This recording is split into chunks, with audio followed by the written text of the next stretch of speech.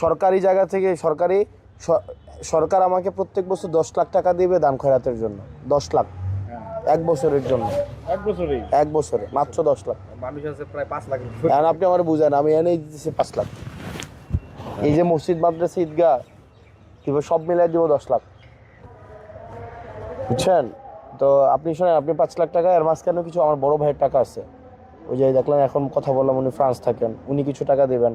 একজন আছেন আমাদের ফারুক ভাই, উনি কাতার থাকেন। এই যে আমি যার বাসায় থাকি, জাহিদ ভাই আছে। জাহিদ ভাই চেনেন না?